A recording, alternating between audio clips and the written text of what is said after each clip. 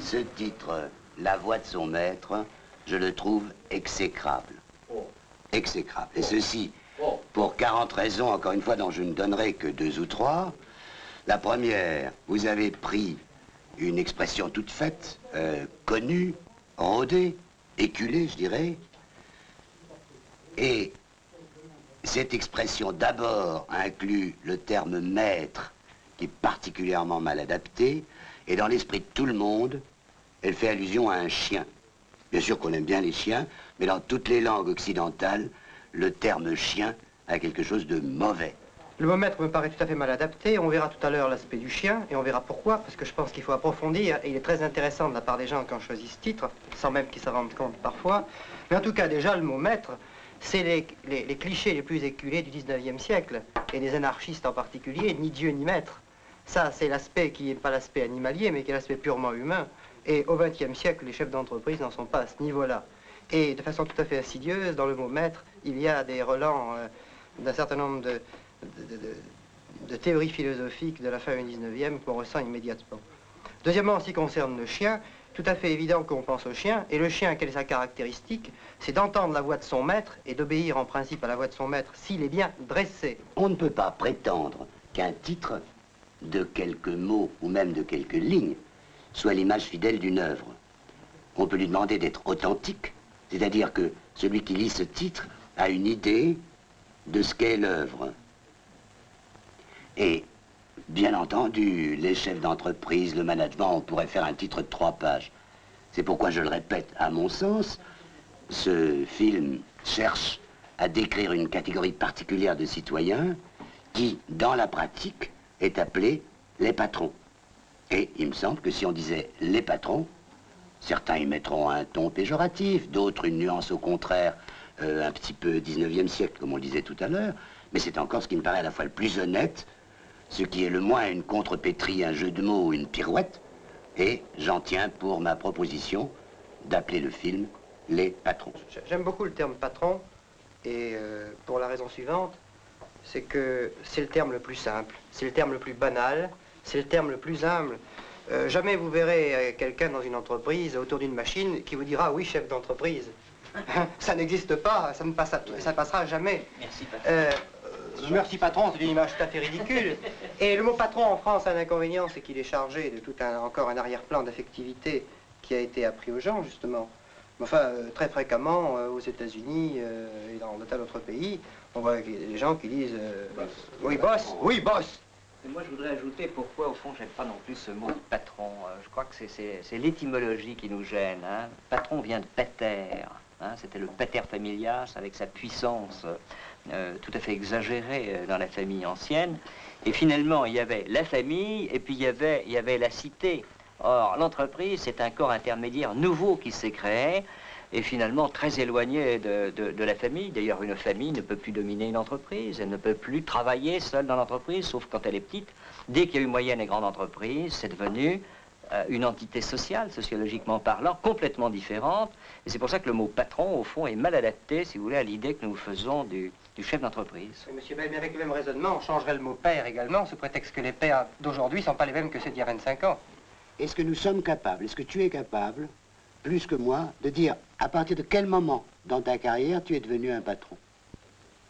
Car notre carrière de manager, comme on dit, c'est une carrière continue.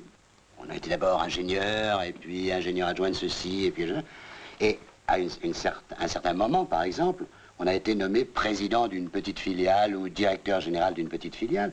Mais en tout cas, moi, à aucun moment, je n'ai senti que tout d'un coup, j'avais l'onction et que je devenais patron du jour où j'étais nommé à telle responsabilité. On ne connaît pas les mœurs de ces gens particuliers qui ont été peut-être des maîtres de forge, qui ont créé des entreprises et qui se trouvent être des inconnus actuellement. On cherche à les connaître et à nous de les définir sans renier notre passé, en définissant ce que nous sommes actuellement.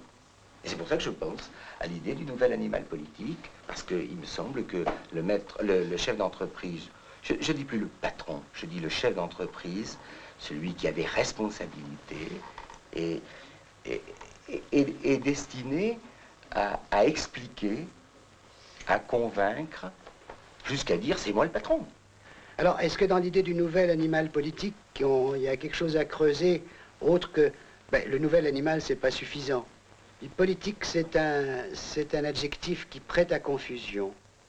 Alors, peut-être en rappelant les alpinistes, les concurrents du possible, les conquérants du possible, avec cette idée de conquête, de sport, de métier un peu en dehors de la norme, mais du possible aussi, c'est-à-dire du quotidien, du faire vivre les gens. Et je voudrais ajouter une idée, parce que quand il y a conquête, il y a plaisir, et je crois qu'il faut dire que finalement, ce qui est le plus agréable, ce qui est le plus net dans le métier de chef d'entreprise, c'est le plaisir qu'il y a à l'exercer. C'est un nouveau style de commandement, c'est un nouveau style d'homme, et je pense que c'est un film qui est plus tourné vers l'avenir que vers la description des entrepreneurs du 19e siècle. Alors, est-ce qu'un adjectif pourrait permettre d'améliorer un peu cette idée de patron qui a quand même un petit caractère péjoratif et auquel beaucoup de patrons ne tiennent pas tellement. On ne peut pas diriger sans aimer décider. Et si je dis d'une manière humoristique, ceux qui ne disent plus c'est moi le patron, c'est pour un peu couper avec le passé, mais pour dire que nous sommes peut-être des nouveaux animaux qui avons le goût du risque, le goût de convaincre. Et je voudrais y rajouter une idée, le goût de risquer, mais sans échappatoire. Nous travaillons sans filet, du moins dans l'industrie privée. Les sportifs, les gagneurs, Ah, les gagneurs. vous êtes un petit peu vulgaire. Les gagneurs, vulgaire, c'est hein. pas mal. Hein? Les gagneurs.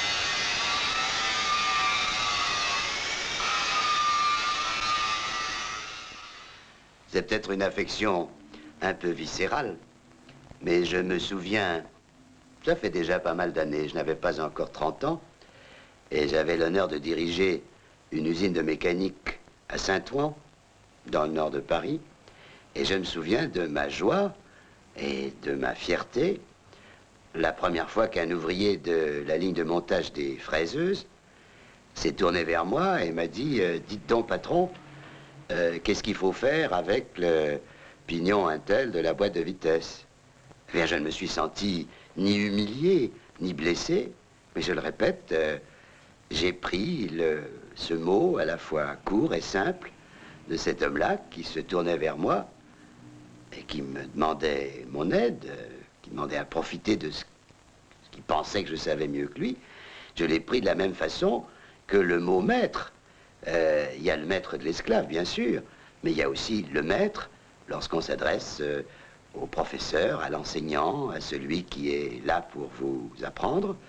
Et dans ce mot court et sympathique de patron, j'ai ressenti à la fois un peu d'affection, peut-être un peu de suggestion, et si le mot patron a les deux sens, c'est-à-dire l'abominable buveur de la sueur du peuple d'un côté, mais aussi celui qui est un peu comme, je vais faire du paternalisme, comme le père patron, eh bien c'est à cette deuxième acception que je m'attache. Et encore une fois, je suis fier et heureux quand quelqu'un m'adresse la parole sous cette forme à la fois aimable et courte. Bonjour, patron. J'ai toujours le souci, pour ma part. Quand je vais dans une usine, de cette sorte d'anonymat, je vais dans une usine, je vois des ouvriers au travail, je vais voir un nouvel investissement, un nouvel agencement. Et je vois travailler des hommes et des femmes. Je passe parce que je discute avec mes ingénieurs qui me montrent la nouveauté, le progrès. De temps en temps, je me dis, je regarde ces hommes, eux me voient et moi, je ne les regarde pas.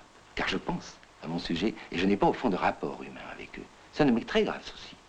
J'avais ce plaisir quand j'étais jeune ingénieur. J'ai commencé quand même à avoir 50 ouvriers ou 60, aller les voir tous les jours, tous les matins. Je savais ce qu'ils faisaient quand ils avaient une difficulté ou j'allais même apprendre le métier avec eux. Et puis petit à petit, évidemment, quand vous prenez des responsabilités plus grandes, vous ne travaillez plus à titre personnel avec les ouvriers. Vous travaillez avec un certain nombre d'autres responsables. Mais ce que je recherche au moins, c'est que mes divers responsables, qui eux, doivent avoir le contact avec les ouvriers, je m'efforce de vérifier, c'est très facile, de vérifier qu'ils ne jouent pas aussi le même rôle que moi vis-à-vis de ces ouvriers. Et qu'au moins quelqu'un, celui qui en est chargé, ait ce rapport humain avec les autres hommes qui font partie de son atelier ou de son usine.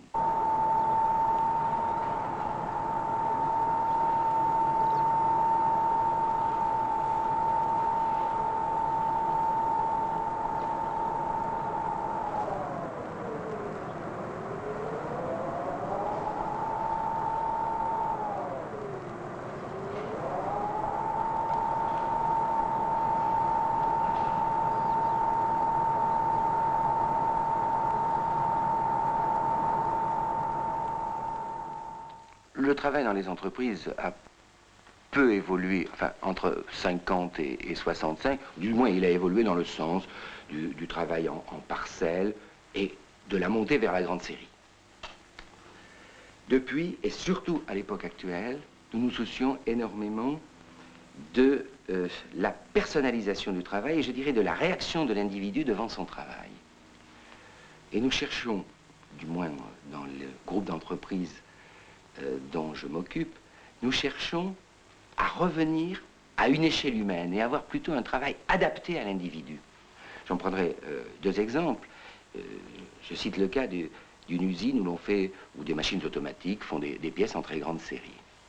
L'ouvrier est là, un travail d'approvisionnement, de contrôle de qualité des pièces, mais il a le choix, il a le libre choix, non pas de son emploi du temps, il est bien sûr à l'usine, mais disons de ce qu'il va faire dans le moment qui vient. Il peut allumer une cigarette, il peut aller dire un mot à son voisin d'à côté, il peut peut-être réfléchir à autre chose ou à une nouvelle opération, même de travail qu'il aura à faire.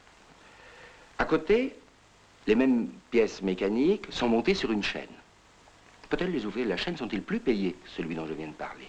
Mais ils sont liés.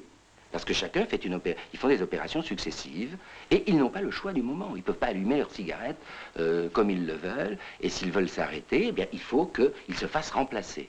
Il y a là donc une différence de liberté dans la gestion de l'emploi du temps journalier de chacun. Et nous devons aller, je crois, dans le sens du respect de cette liberté.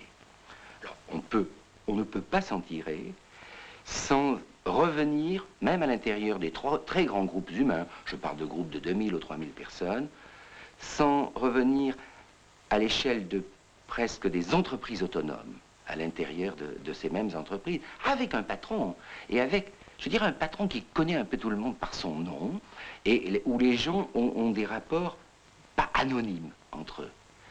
Je crois que c'est la voie que nous recherchons. Elle n'est pas facile du tout, car il faut, en même temps que l'on fait tous ces progrès, continuer à sortir le plus grand nombre de produits, là je parle de produits de grande série, à un prix toujours déclinant, toujours plus bas, de manière à conquérir des plus grandes parts du marché.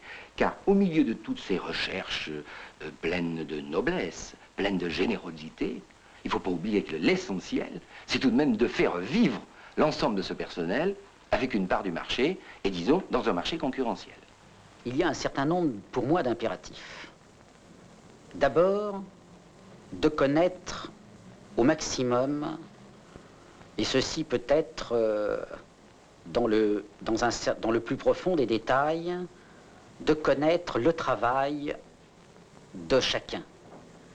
En ce qui me concerne, j'ai eu la chance, dès l'âge de 18 ans, de commencer dans nos propres usines à faire à tous les stades de production des stages. Notre métier était le métier de textile et j'ai pu voir du départ d'une filature jusqu'à la fin quelles étaient toutes les opérations, et ceci pendant près de 3 ans, puisque lors du début de ma carrière, le premier cadeau qui m'a été fait par monsieur Marcel Boussac, mon oncle, a été de m'offrir 2 bleus de travail et un billet de chemin de fer pour aller commencer à connaître l'ensemble de notre outil industriel. Au début de la prise en possession de la direction de cette entreprise, j'ai eu des problèmes très difficiles à régler parce qu'il m'a fallu, pour des problèmes financiers importants, avec des partenaires qui étaient d'une part nos banquiers et d'autre part les pouvoirs publics, il m'a fallu rapidement réduire des effectifs et procéder à des fermetures. Ce sont de toute ma carrière les moments qui ont été pour moi les plus émouvants. L'industrie est certes tout à fait liée au bonheur des hommes, mais l'industrie, ce n'est pas le bonheur des hommes, et son but n'est pas le bonheur des hommes. Dire que l'industrie, son but c'est le bonheur des hommes, ça voudrait dire que les hommes ne vivent que sur un plan matériel, ce qui me paraît absolument faux. Les hommes ont, heureusement, beaucoup d'autres dimensions que la dimension matérielle. D'autre part, l'industrie est un lieu de création, mais un lieu de création qui quand même doit se plier à un certain nombre de règles, en particulier la règle qui est très dure, qui est au service du client, qui est la règle du prix de revient. Et même dans le domaine de la création, donc, l'industrie peut paraître contraignante à certains créateurs, qui sont des créateurs tout à fait extraordinaires, et qui peut-être auraient du mal dans l'industrie.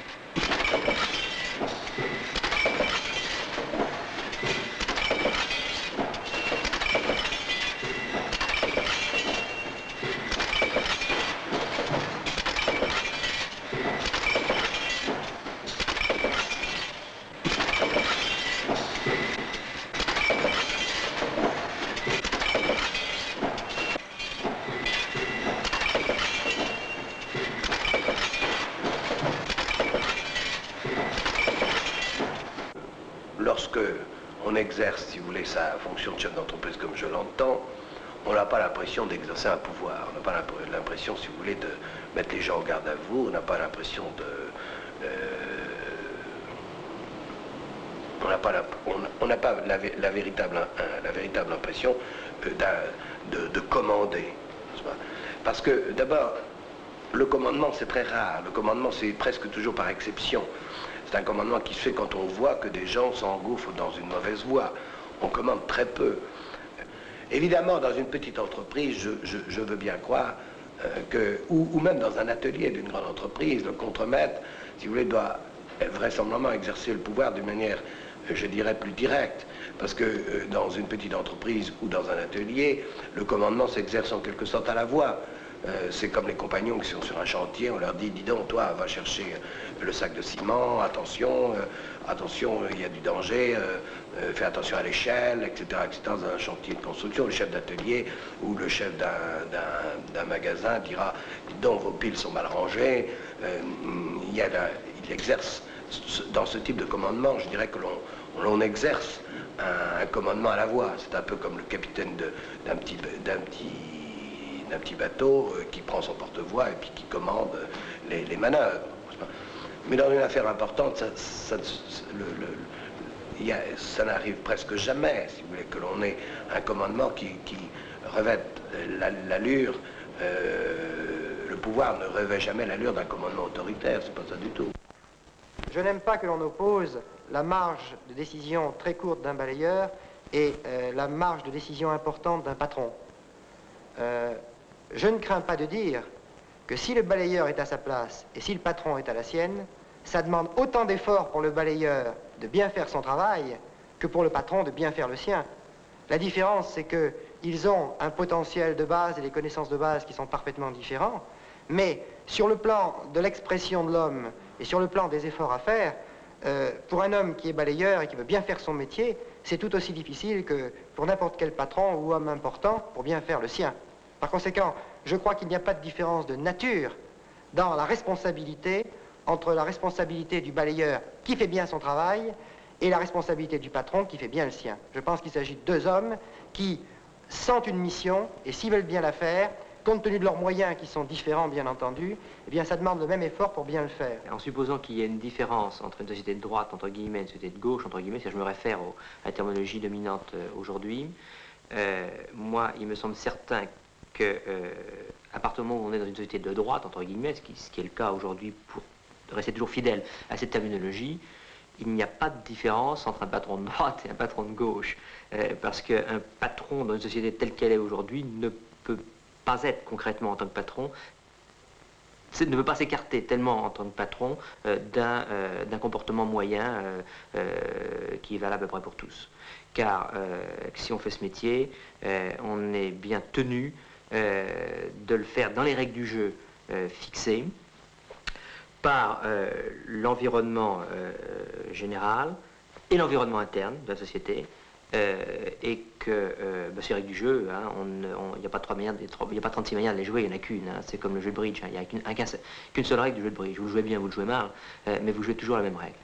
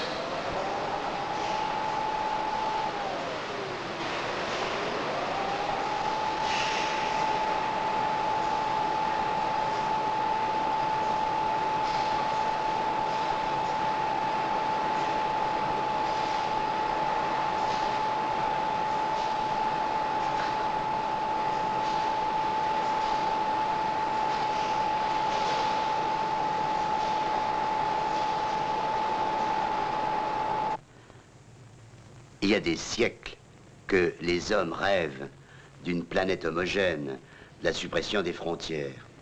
Mais assez curieusement, du jour où cette suppression des frontières a lieu à l'échelle des compagnies, des sociétés, de l'industrie, tout le monde s'affole en voyant apparaître un pouvoir tentaculaire, inquiétant, supranational. Premièrement, il y a un certain nombre de multinationales. Il n'y a pas un club des multinationales, il n'y a pas un directoire des multinationales. Elles opèrent chacune pour leur compte, et très souvent, elles opèrent d'une manière concurrente. Elles se battent entre elles. J'y reviendrai dans un instant. Mais en tout cas, si puissante soit une multinationale, sa puissance réelle est toujours et sera toujours limitée par la souveraineté des États. Un État, si petit soit-il, a le moyen de légiférer, a le moyen de freiner ou de stopper même la prolifération ou la prise de pouvoir indue des multinationales. Il y a des exceptions, il y a toujours des exceptions. Je pense aux républiques bananières du Centre-Amérique. On a pu dire, je ne sais pas si c'est vrai, je n'ai pas les moyens de le vérifier, on a pu dire à un moment qu'elles étaient effectivement dirigées, contrôlées par la United Fruit. Mais prenons cela pour une exception, regardons les pays qui sont proches de nous, que ce soit la France ou la Hollande, ou la Belgique ou même le Luxembourg. Ces pays-là ont tous les moyens à leur disposition, s'ils le veulent, et quel que soit leur régime, pour empêcher telle multinationale d'opérer dans le pays d'une manière qui soit contraire aux intérêts du pays. Quant à l'éventuelle collusion des multinationales qui constituerait un énorme directoire planétaire mettant la Terre sous sa puissance, j'ai dit tout à l'heure que très souvent elles étaient concurrentes, mais ça c'est une forme un peu, comment dirais-je, juridique. Effectivement, tout en étant concurrentes, les multinationales agissent d'une manière parallèle. Et non pas du tout parce que, par un téléphone rouge qu'elles auraient entre elles, comme les super grands, elles se donneraient les bons renseignements. Mon cher, si vous voulez éviter la taxe en Suède, faites telle et telle chose. Mais simplement parce que, étant de poids à peu près égal, étant dirigées par des états-majors, et là, un mot sur les patrons, il n'y a pas une seule multinationale qui soit possédée par un homme. Elles ont en général des centaines de milliers, sinon des millions de propriétaires qui sont leurs actionnaires. Chaque multinationale a un état-major, finalement, sorti des mêmes écoles que l'état-major de la voisine, formé aux mêmes disciplines, pensant à peu près les mêmes choses, de telle manière que les mêmes événements produisent à peu près les mêmes réactions dans chacune des multinationales.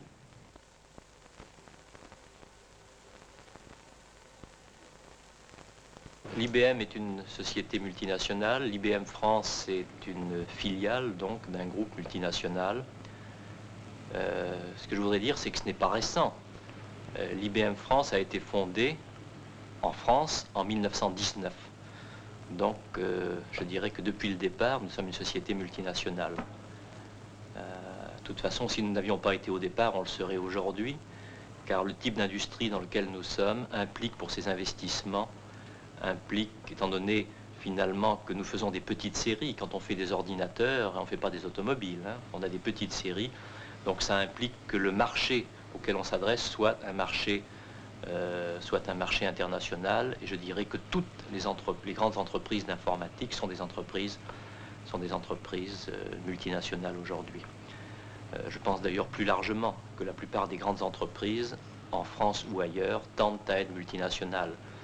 Et il suffit de voir les encouragements bien nécessaires, d'ailleurs, qui sont aujourd'hui faits sur le plan français, et j'imagine dans les autres pays, pour que les entreprises exportent, c'est-à-dire finalement deviennent des entreprises multinationales, pour penser que le phénomène multinational aujourd'hui est général. Toutes les entreprises, j'allais dire, les grandes entreprises sont ou seront des entreprises multinationales, et la séparation entre les deux types d'activités deviendra beaucoup plus floue, à mon avis. Je crois qu'autour de moi, tous mes principaux collaborateurs viennent de sociétés absorbées dans les 7 ou 8 dernières années. Puis j'avoue que je ne sais plus.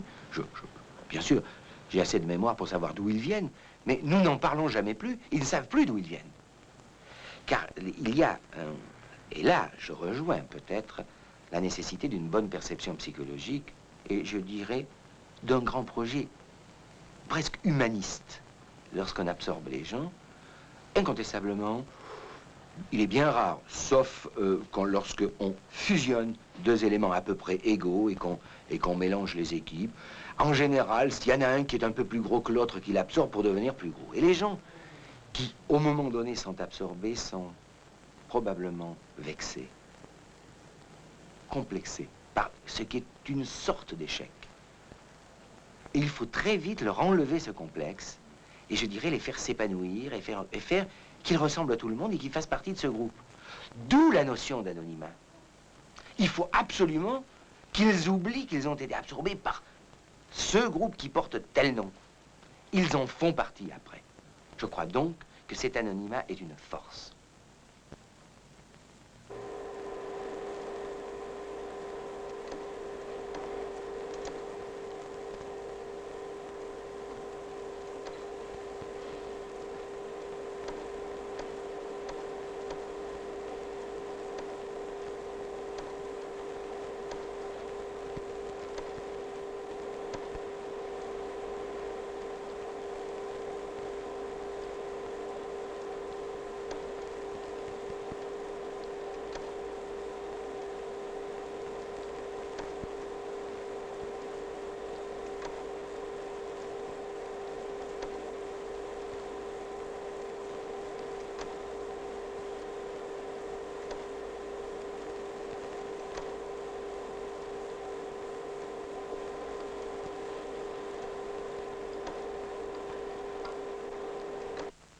Je crois, honnêtement, mais c'est toujours très difficile de savoir si on est profondément sincère, que je suis avant tout un géo. À la fois un géo parmi les autres géos, et à la fois peut-être le plus responsable des géos, mais un géo. Que je sois le président ou pas, ne modifie pas cette chose-là. Ce qui ne veut pas dire que je n'assume pas cette responsabilité de président qui m'a été accordée par le conseil d'administration et pas par les géos d'ailleurs. Et là, je crois qu'on est devant un problème très, très sérieux. On sait tous qu'il y a actuellement un certain nombre de tendances. On pourrait presque dire qu'il y a 3 grandes tendances. Les choses sont bien comme elles sont. N'exagérons rien. Il y a des patrons, soit par le capital, soit par le management, ce qui est mon cas. Et ils ont été patrons parce qu'ils sont patrons comme ça, tout naturellement. Ou ils ont été patrons parce qu'ils ont été désignés par les propriétaires, par les actionnaires. Et restons-en là. Il y a une deuxième tendance qui est presque à l'autre bout et qui dit c'est plus possible de continuer comme ça, c'est il faut que le responsable soit désigné et soit choisi par l'ensemble des gens qui font l'entreprise et qui travaillent dans l'entreprise. Et puis il y a une troisième tendance qui est presque un compromis, comme beaucoup de choses dans la vie, qui est de dire, bien nous qui sommes un peu plus compréhensifs des problèmes, on est prêt à envisager que le responsable, le patron, soit désigné par les actionnaires et que ce choix soit entériné ou refusé par l'ensemble du personnel. Et dans ce cas-là, on vous en proposera un autre. Puis je pense qu'à un moment donné, il faudrait que ça s'arrête, parce qu'on ne pourrait pas vivre en anarchie. Alors, bon, je suis né de la première tendance, puisque j'ai été désigné par les actionnaires du club, et j'ai la nostalgie, ce serait malhonnête. J'ai la prétention, ce qui est pire, de croire que si la deuxième tendance était appliquée à aujourd'hui, je ne dis pas demain, à aujourd'hui, l'ensemble des géos peut-être me choisirait. Dans l'entreprise, j'ai remarqué une chose, un travers des gens. Les gens, ils veulent être aimés. C'est idiot, parce que c'est pas ce qu'on leur demande. Ils ne sont pas là pour être aimés. Quel que soit le niveau auquel ils se placent, ils essaient de faire en sorte de ne pas déplaire, ce qui amène souvent à une démagogie infernale à tout niveau. Et si on faisait élire les gens dans l'entreprise, ça commencerait par, en fait, des sortes de... Ça tournerait très rapidement à la campagne électorale. Pour se faire élire, je crois qu'il faudrait commencer par être le plus sympathique possible, le plus aimé possible, le plus plaisant possible pour les gens avec qui vous travaillez. Et puis, la compétence passerait derrière et on n'élirait pas forcément le meilleur. Alors, on retrouverait les mêmes difficultés qu'on retrouve en politique, c'est-à-dire que ce n'est pas forcément le meilleur qui apparaîtrait en tête d'affiche.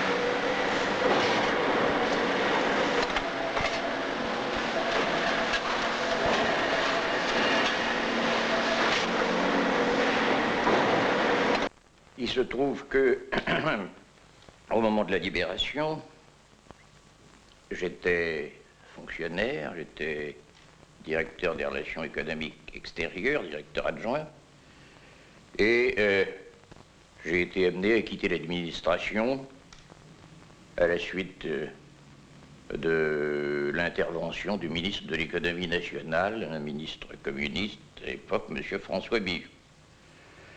Son successeur m'a demandé de rester, mais j'avais d'ores et déjà compris que mon destin n'était pas dans l'administration. Je suis donc parti et j'ai créé une petite société qui n'était pas destinée à faire du crédit à l'époque, qui était destinée, enfin à faire du crédit aux particuliers en tout cas, qui était destinée à prêter de l'argent aux gens qui importaient des matières premières de l'étranger et qui réexportait des produits finis.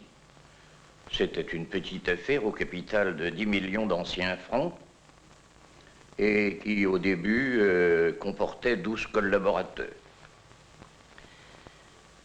Et puis, quelques années ont passé, cette affaire a assez bien prospéré et tout cela est devenu une très grande affaire puisque la petite société au capital de 10 millions d'anciens francs s'est transformé en un groupe dont le bilan consolidé est aujourd'hui de 45 milliards de francs nouveaux et dont les fonds propres sont de plus de 3 milliards de francs nouveaux toujours.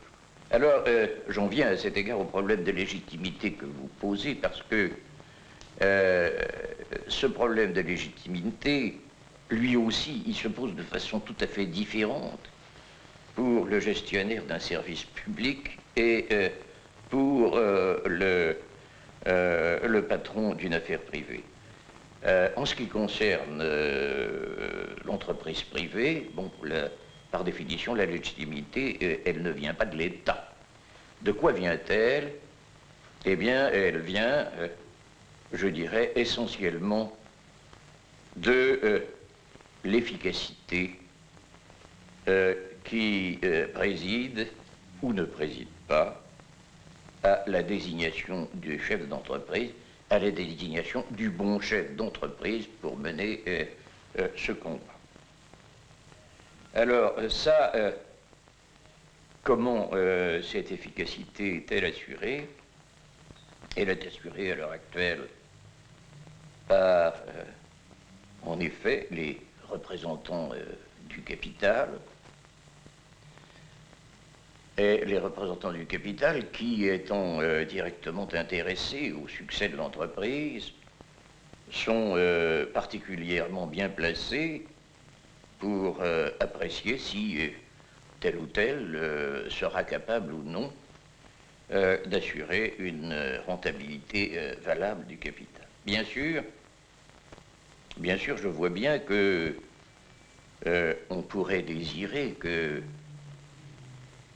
théoriquement, que à cette désignation par le capital du chef d'entreprise s'adjoigne, soit accompagné un choix par le personnel. C'est une idée théoriquement séduisante.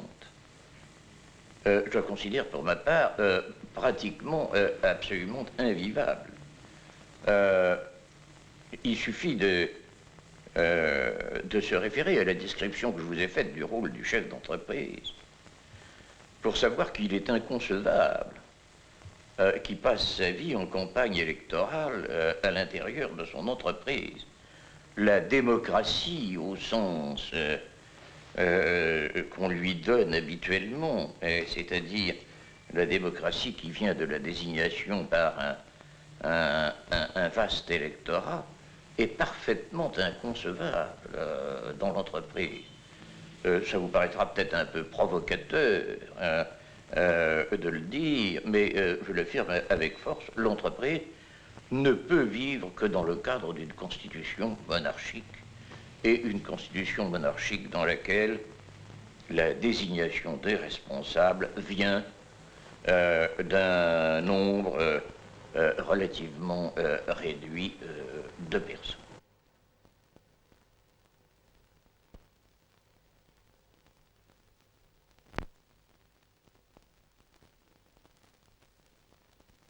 Dans la République, la légitimité appartient au peuple. Dans une entreprise, c'est pas tout à fait la même chose.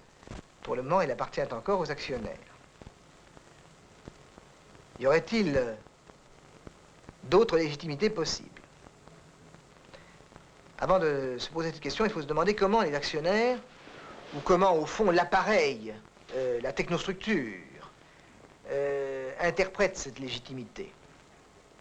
Alors, je suis mal placé pour vous dire qu'elle l'interprète en choisissant le plus apte, en choisissant le meilleur. Je suis très mal placé, mais au fond de moi-même, c'est ce que j'aime penser. C'est quand même la pensée la plus agréable et la plus logique. Le meilleur pour quoi faire? Le meilleur pour gérer l'entreprise dans le sens que j'ai dit. C'est-à-dire pour la gérer du mieux possible, en faveur de ses actionnaires, en faveur de son personnel, en faveur de ses clients. En disant cela, je vous offre moi-même la porte à une question. Est-ce que, dans ces conditions, il est normal, puisque la gestion doit être bonne pour les actionnaires, le personnel, les clients, que les actionnaires soient seuls, à choisir à travers le conseil d'administration ou toute autre procédure, à choisir le chef? Est-ce que le personnel ne doit pas intervenir?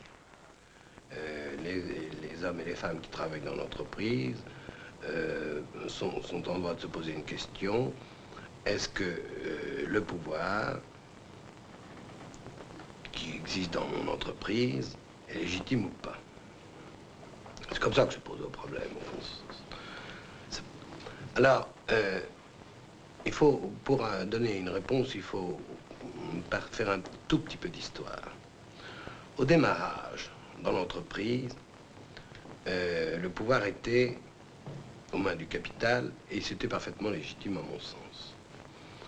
C'était parfaitement légitime parce que l'homme qui montait une entreprise, qui la dirigeait, était un homme qui s'engageait, j'allais dire corps et bien dans l'entreprise. Ford s'est engagé corps et bien dans son entreprise, il aurait pu se ruiner. Citroën s'est engagé corps et bien dans son entreprise. Il y a encore aujourd'hui des artisans, des petits patrons qui s'engagent corps et bien dans leurs entreprises. Et je veux dire corps et bien, c'est-à-dire qu'ils engagent presque leur vie.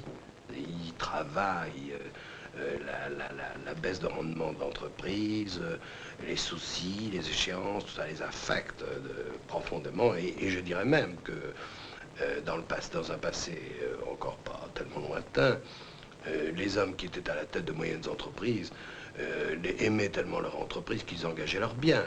Ils hypothéquaient leur maison en cas de difficulté. Donc au fond, on se trouvait en face d'hommes qui engageaient leurs capitaux et qui engageaient leur existence dans l'entreprise. Et à côté de ça, on se trouvait en face de travailleurs qui étaient tout à fait mobiles. Pendant longtemps, les travailleurs étaient très mobiles.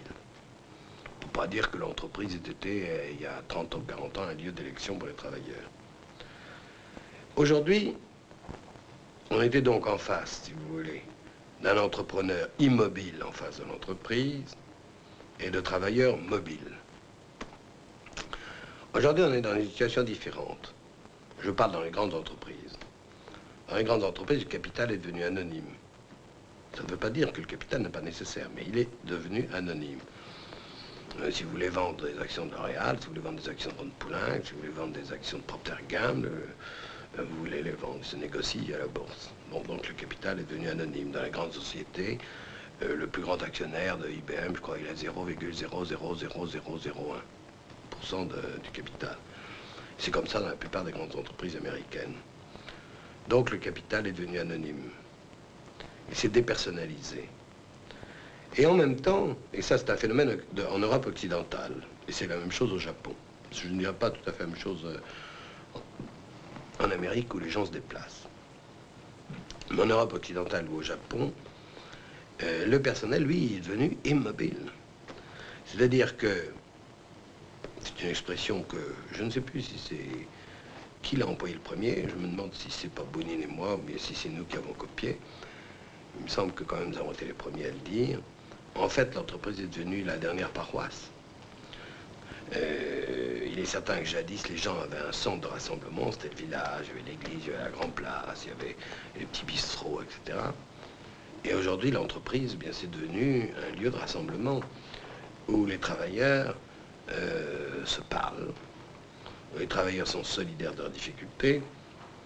Je me souviens un jour d'un contremaître qui avait divisé l'atelier, il y avait 20 personnes dans l'atelier, et puis il avait pris 10 personnes au hasard par ordre alphabétique, parce que c'était nécessaire, parce que l'atelier fallait diviser en deux. Il avait mis 10 personnes par ordre alphabétique à droite et 10 personnes à gauche. Et ça avait créé un véritable drame, parce que il y avait des femmes qui vivaient ensemble depuis 10 ou 15 ans, 20 ans, ils vivaient dans un état de solidarité totale. Donc c'est un lieu de communication. Disons que c'est un lieu de communication.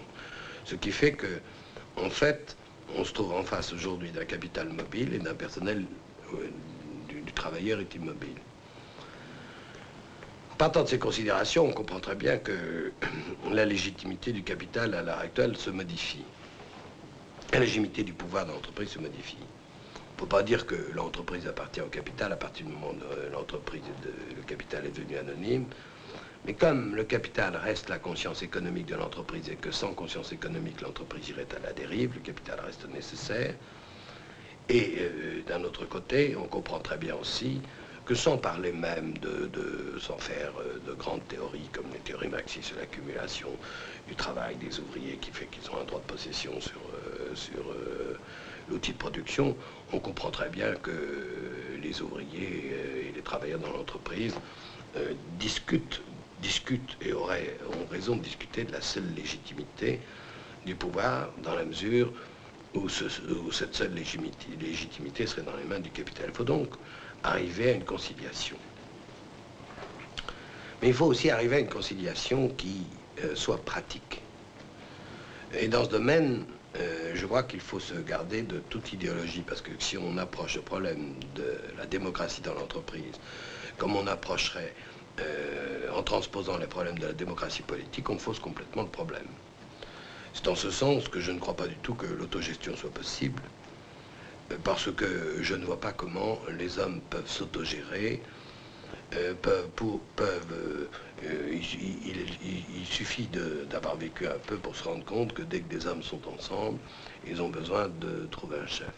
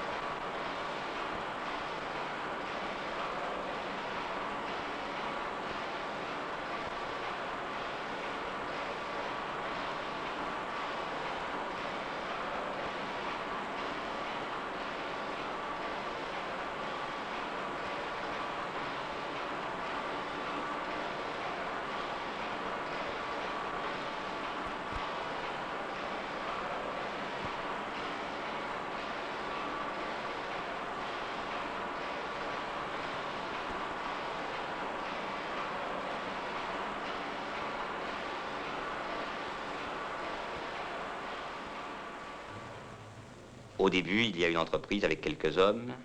Le syndicalisme, naturellement, est absent du jeu de l'entreprise. Et lorsque l'entreprise grandit, lorsqu'elle atteint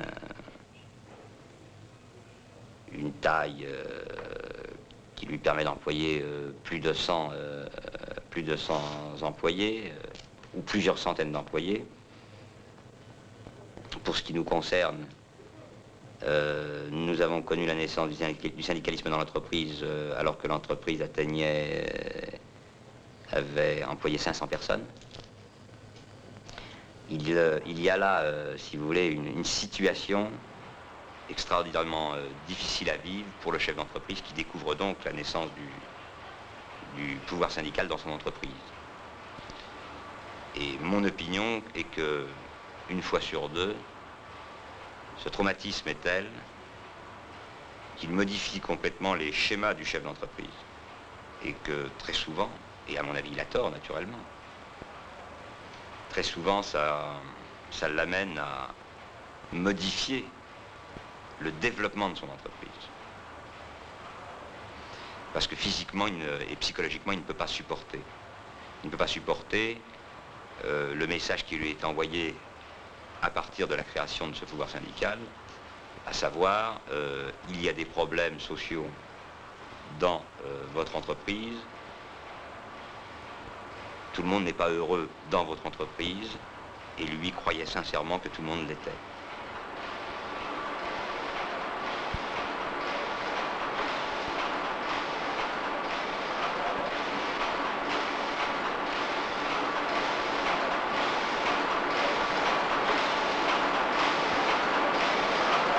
La création d'une entreprise nouvelle, c'est quelque chose d'extrêmement passionnant, non seulement de passionnant pour les chefs d'entreprise, mais pour tous ceux qui participent à l'aventure.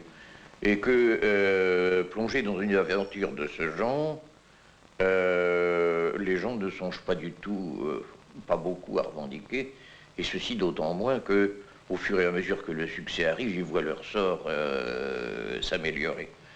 Donc, disons que pendant largement les 10 ou 12 premières années de la compagnie bancaire, les problèmes syndicaux ne se sont pas posés pour moi. Et que, je dirais plus, j'ai été obligé à un certain moment de demander à mon personnel d'élire des représentants, ce qu'ils ne voulaient pas faire. Ça peut paraître très curieux de le dire, mais c'est un fait. Je me flatte peut-être, mais j'ai tout de suite entretenu avec les responsables syndicaux du groupe Paribas des rapports cordiaux et coopératifs, sinon amicaux. En mars 1974, il y a eu une longue grève de plus de 3 semaines. Eh bien, je dirais simplement de cette longue grève, qui était une grève de l'ensemble de la profession bancaire, que les 2 premiers établissements de la place dans lesquels elle a cessé, ça a été Paribas et ça a été la compagnie bancaire. Et ceci est, je crois, parce que tout au cours de cette grève, dans laquelle, il faut bien le dire, les organisations syndicales étaient assez débordées, car il s'agissait d'une grève dont les principaux acteurs étaient des éléments quelque peu indisciplinés et mal encadrés. Tout au long de cette grève, les rapports avec les organisations syndicales ont été pour moi presque quotidiens et n'ont jamais posé de sérieux problèmes, et que notre volonté de venir à bout de la situation était commune.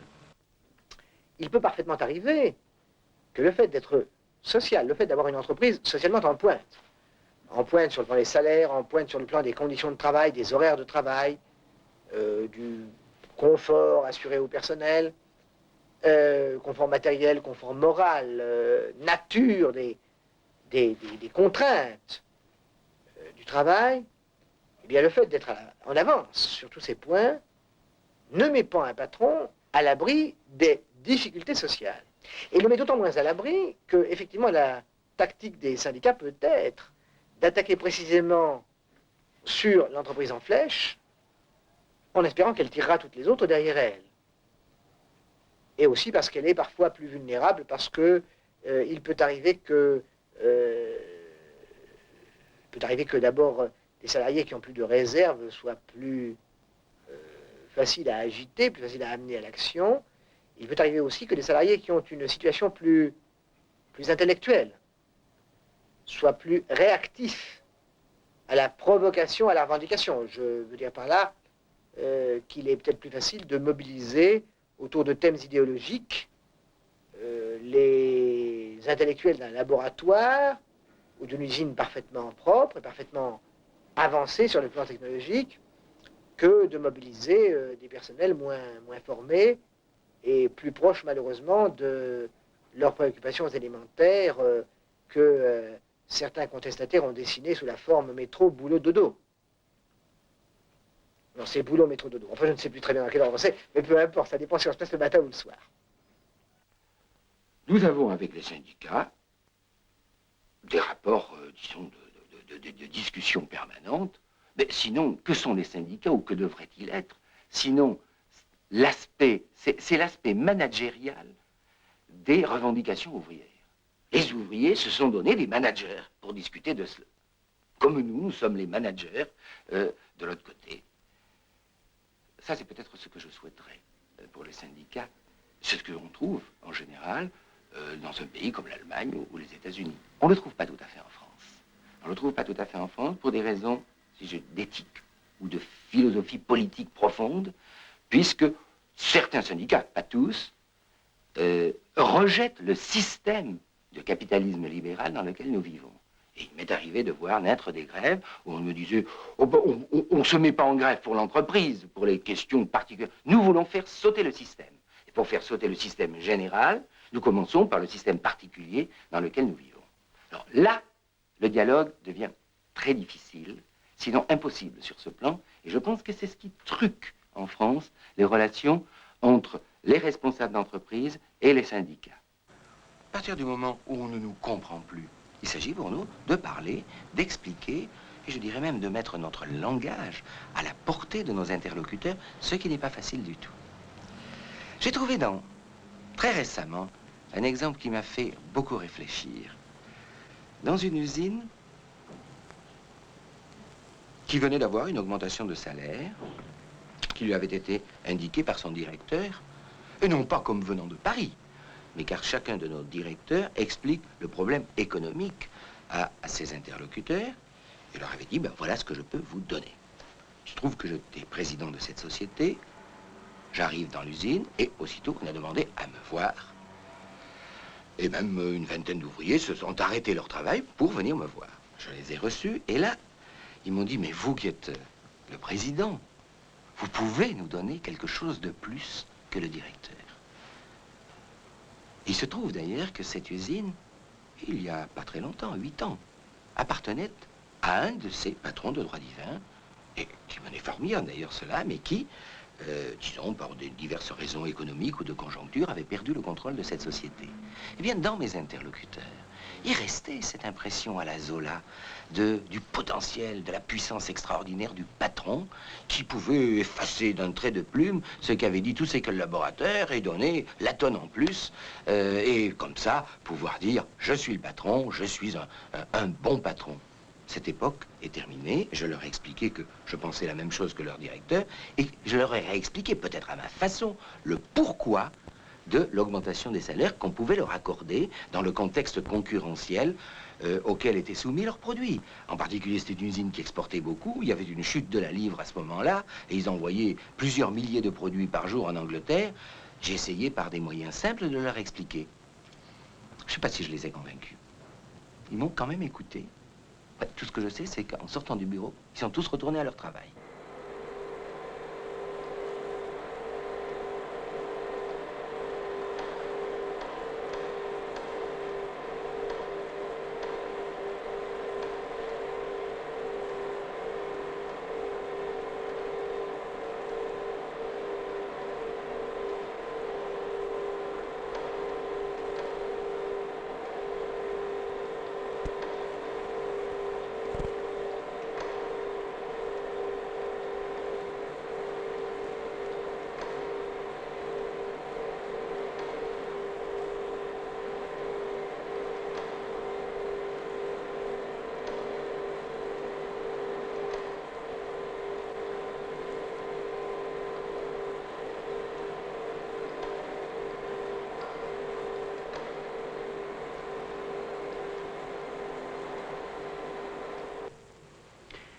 Le syndicat, c'est une forme d'opposition.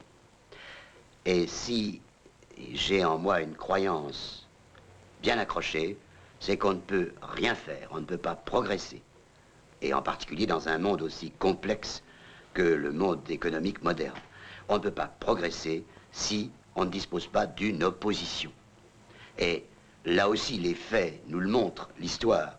S'il n'y avait pas eu l'opposition syndicale du dernier siècle, il est évident que la condition globale du monde du travail ne serait pas ce qu'elle est.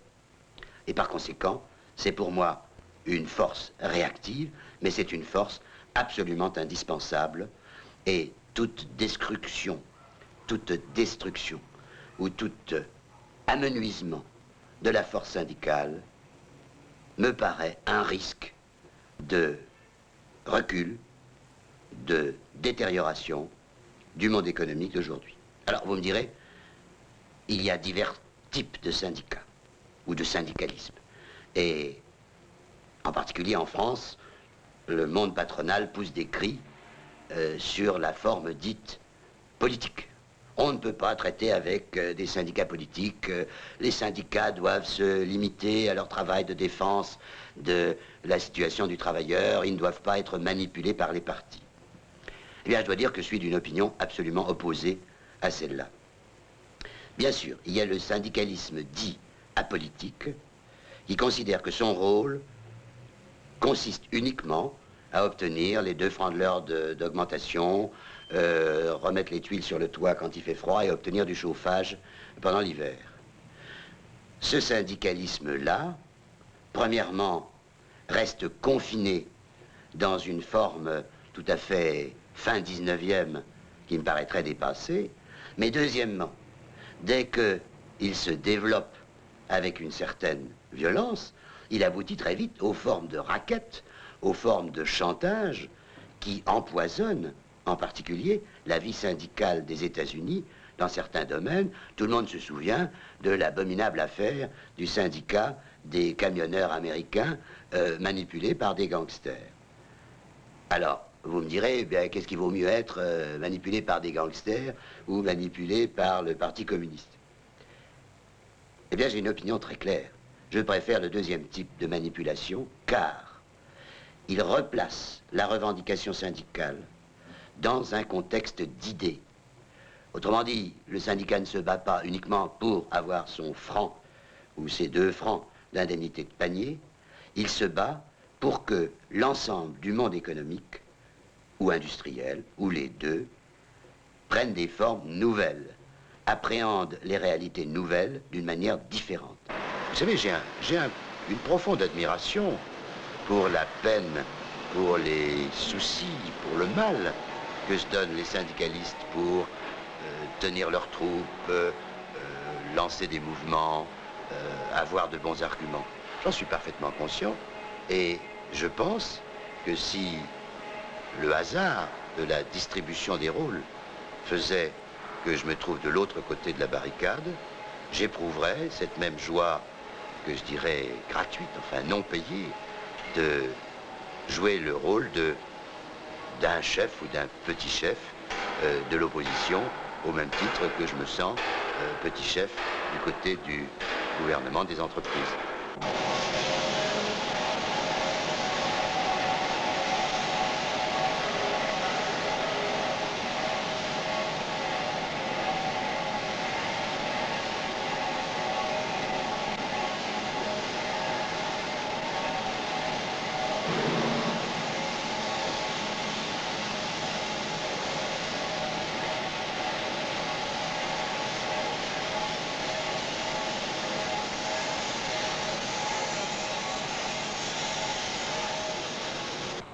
J'ai souvent le sentiment que les hommes peuvent se comprendre et que les étiquettes qui se sont collées sur le dos, patron ou syndicaliste, les empêchent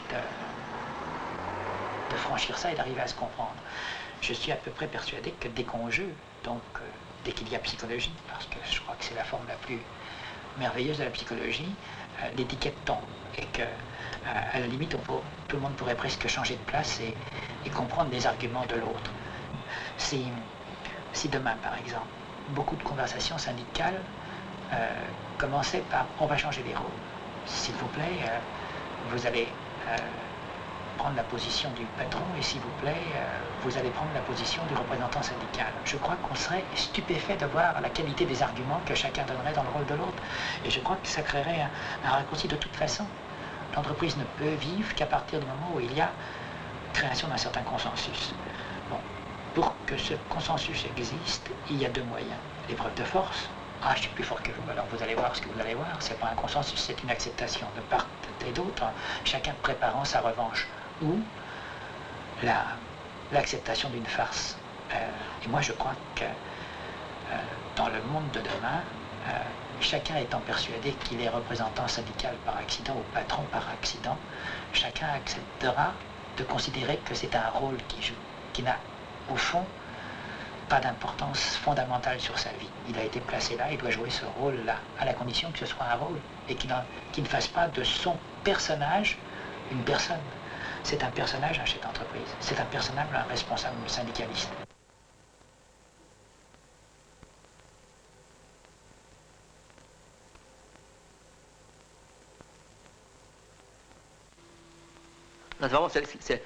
C'est la question piège, et c'est la question piège qui serait ressentie comme un piège à la fois par un syndicaliste si vous la lui posiez, et bien entendu par un patron si vous la lui posez. Alors, le syndicaliste, si vous posez cette question, ne manquera pas aujourd'hui de vous faire la réponse suivante en deux temps. Premier temps, comment la preuve que non, c'est que je peux vous citer 2500 entreprises où les sections syndicales d'entreprise ne sont pas reconnues, 40 708 où la loi sur les comités d'entreprise et les comités d'émission n'est pas appliquée, ce qui est vrai.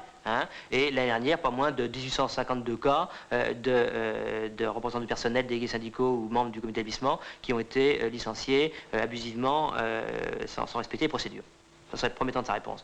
Le deuxième temps de réponse serait de vous dire que si le socialisme doit être l'ère de la réconciliation des grands monopoles et de la classe ouvrière, dans ce cas, il préfère aller se coucher. Fin de la citation du syndicaliste. Le patron vous dira, l'entreprise est une vaste communauté qui regroupe des partenaires aux intérêts parfois divergents, mais dont il faut faire la synthèse. Et pour ça, eh bien, les syndicats ont leur rôle à jouer, de même que l'encadrement et les dirigeants. C'est par une négociation concertée, querelleuse, mais non moins pacifique, que nous arriverons à faire progresser notre beau et grand pays sur la voie du bonheur. Bien.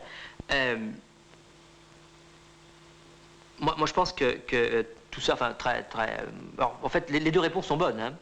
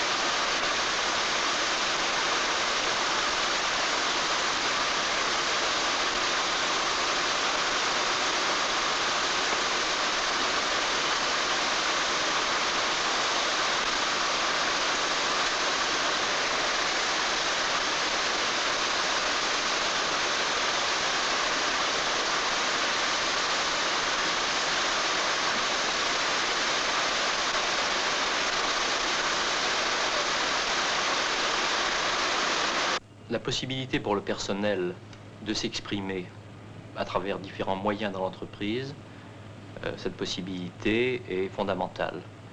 Et nous avons porté beaucoup d'efforts à cette question. Alors je voudrais mentionner un certain nombre de choses que nous faisons.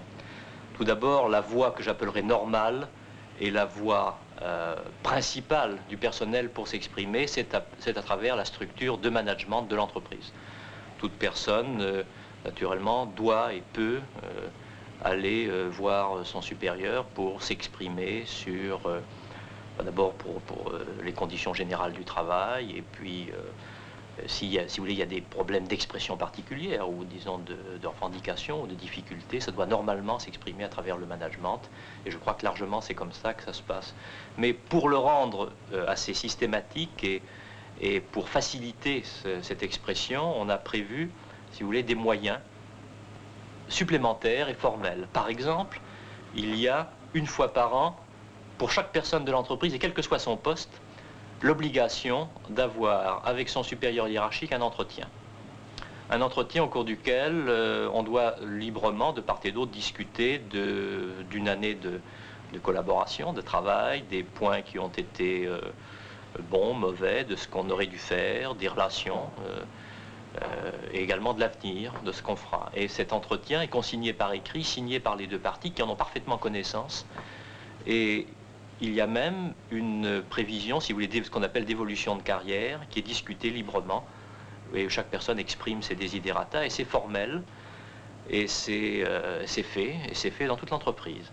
Donc ça, si vous voulez, pour le cas où il n'y aurait pas eu cette communication normale avec le management, donc on a introduit un processus formel pour que ça se passe. Au moins une fois par an. Alors vous me direz, une fois par an, c'est pas beaucoup, mais naturellement, c'est pour être sûr que ça ait lieu une fois par an et d'une manière très, très connue des intéressés. Et il est intéressant de noter à ce sujet que les personnes qui n'ont pas eu leur entretien d'évaluation, comme on dit, protestent en disant « je n'ai pas eu mon entretien d'évaluation », en disant « ben voilà, c'est quelque chose qui va pas bien, hein, il y a quelque chose qui se passe, j'aurais dû avoir en quelque sorte droit à cet entretien. » Bon. Donc ça se fait. La deuxième chose, ce sont les enquêtes d'opinion. Le personnel peut s'exprimer d'une manière parfaitement anonyme sur tous les aspects de l'entreprise, soit sur un canevas de questions posées, il y en a plusieurs centaines, donc c'est une opération longue et annuelle pour la plupart des personnes, soit formuler tout commentaire libre et anonyme. C'est-à-dire que toute personne peut parfaitement, librement exprimer tout ce qu'elle pense sur la société, sur son travail, sur les relations avec les collègues, sur son chef, sur tout ce qui ne va pas. Bon, librement et anonymement. Et c'est regrouper naturellement les résultats au niveau de chaque cellule de l'entreprise pour savoir anonymement, mais au niveau de chaque cellule, comment ça va. Est-ce que ça va bien dans ce groupe? Est-ce que ça va mal? Comment ça se situe comparé au reste de l'entreprise? Est-ce qu'il y a un endroit où le moral est élevé, un endroit où le moral est bas? Et vous voyez bien pour le management, comme c'est important, car quand on sait que quelque chose ne va pas, eh bien je dirais que 90% du travail est réglé, parce que généralement quand on sait quelque chose et pourquoi, parce que là aussi on sait pourquoi souvent, alors on est plus capable de le régler. Enfin, au titre individuel, encore une autre méthode que nous avons prévue, il y a une politique dans la compagnie qui s'appelle la politique de la porte ouverte, qui est utilisée, qui peut être utilisée individuellement. Elle ne l'est pas beaucoup, mais elle peut l'être, et chacun sait à la compagnie qu'il le peut. Qu'est-ce que ça veut dire? Ça veut dire qu'un monsieur qui est allé voir son chef et qui estime qu'il n'a pas obtenu satisfaction, il n'est pas content de l'entretien, de la manière dont ça s'est passé, ou il estime qu'on ne rend pas justice à ses mérites, ou qu'il y a quelque chose qu'il voudrait faire changer dans l'entreprise, mais ça ne se passe pas, ça ne se change pas, eh bien, il peut escalader, comme on dit. C'est-à-dire qu'il peut aller voir le chef de son chef.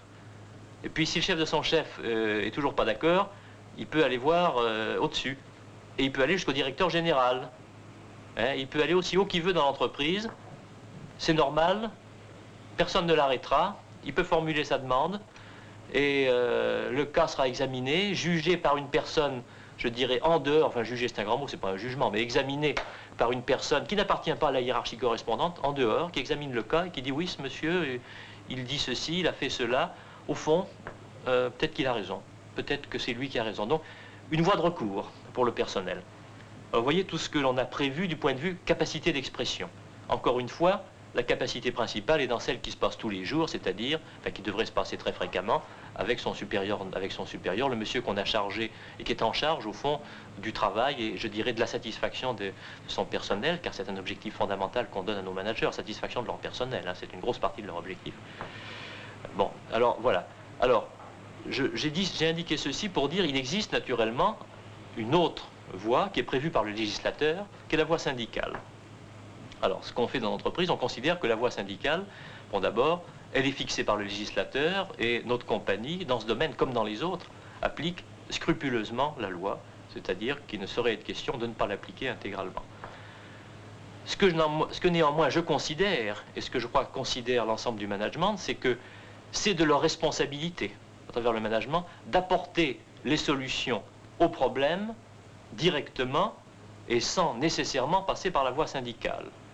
Comme on dit, la responsabilité du management dans l'entreprise, et les managers le savent dans notre compagnie, c'est que s'il y a un problème qui se manifeste, c'est à eux de le résoudre en temps voulu, d'une manière bonne dès qu'il naît, et pas 6 mois ou 1 an après, c'est-à-dire avant qu'il soit devenu sérieux ou grave, et que si ce problème n'est pas réglé, alors naturellement, il existe une voie syndicale, cette voie syndicale fonctionnera, ce sera transmis par les délégués du personnel ou par les comités, bon, ça remontera au management, mais c'est pas une bonne chose pour un manager, c'est pas une bonne chose, et les gens chez nous le savent, que le problème ait été remonté par la voie syndicale et qu'il n'ait pas été résolu par les personnes dont c'était normalement la responsabilité.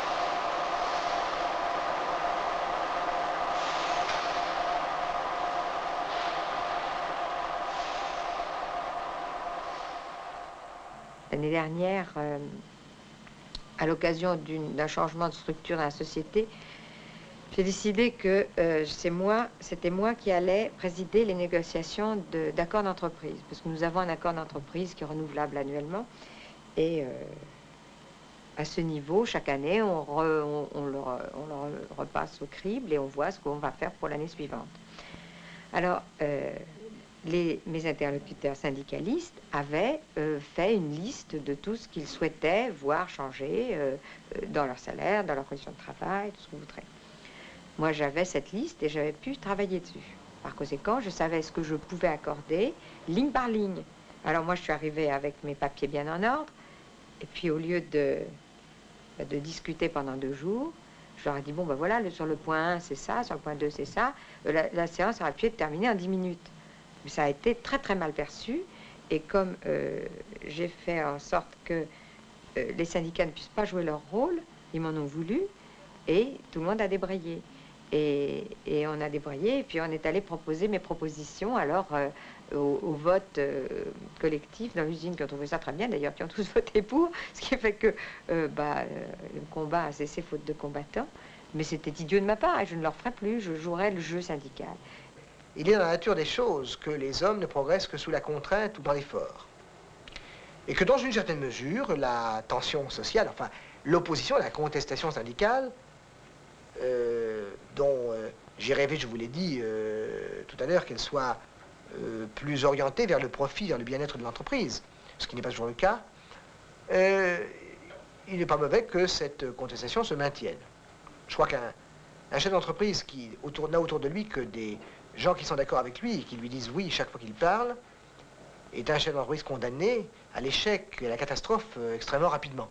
C'est probablement aussi vrai s'il n'a pas en face de lui des partenaires sociaux qui discutent avec lui, qui contestent ses points de vue, ses décisions.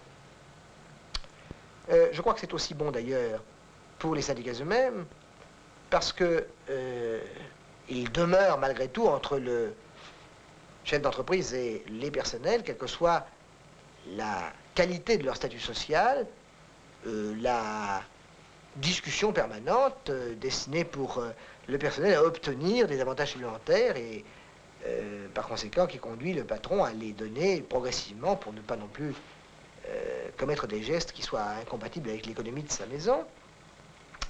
Je crois qu'à cet égard, la tension est un peu nécessaire parce que le personnel, lorsqu'il obtient, veut être sûr d'avoir obtenu tout ce qu'il pouvait obtenir. Et pour être sûr d'avoir obtenu tout ce qu'on peut obtenir, il faut avoir eu l'impression d'avoir touché la limite de résistance du partenaire.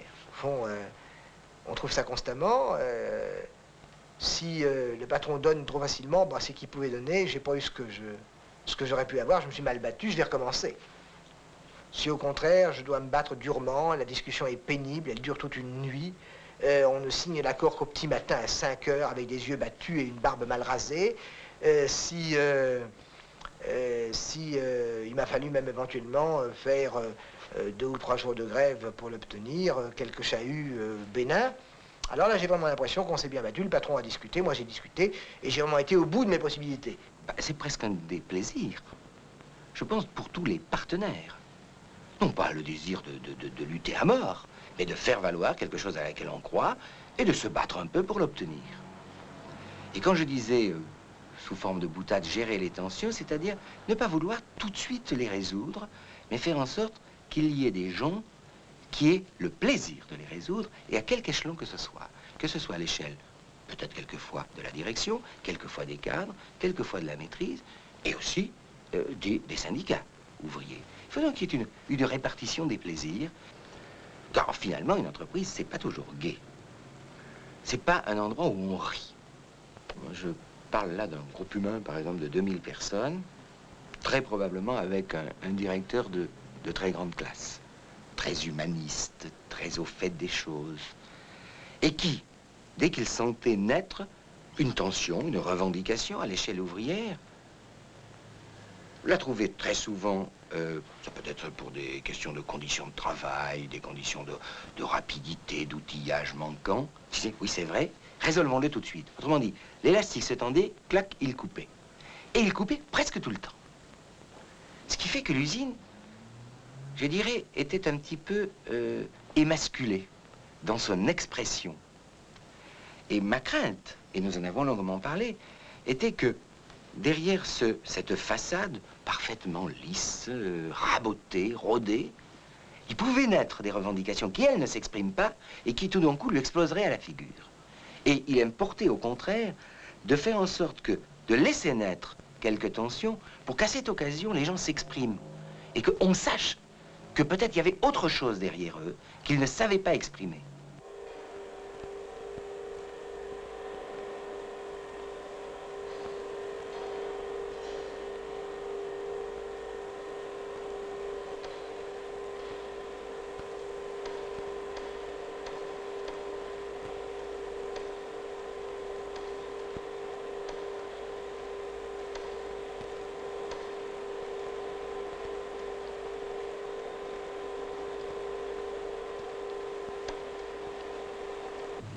Et je crois que le temps où il suffisait d'être nommé à un poste pour avoir l'autorité nécessaire, je crois que ce temps c'est fini. Le temps où il suffisait d'avoir son nom sur une note de service en disant « Monsieur Untel est le chef de service ou le patron de l'entreprise » et pour voir son autorité immédiatement reconnue, profondément acceptée dans l'entreprise, je crois que cette période est terminée. Je crois qu'il faut ça naturellement, mais il faut plus.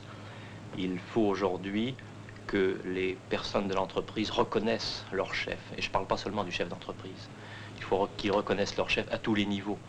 Il faut que leur chef soit reconnu parce qu'ils ont les qualités, manifestement, ils ont le leadership, comme on dit en bon français, pour pouvoir réellement assumer leurs fonctions. Et c'est seulement s'ils ont ces qualités, qui sont profondément des qualités humaines, plus que des qualités techniques, mais aussi des qualités techniques, c'est profondément s'ils ont ces capacités qu'ils pourront effectivement exercer leur métier. Autrement, ils ne l'exerceront pas. Ils commanderont, ils donneront des ordres, ils feront leur travail, mais leurs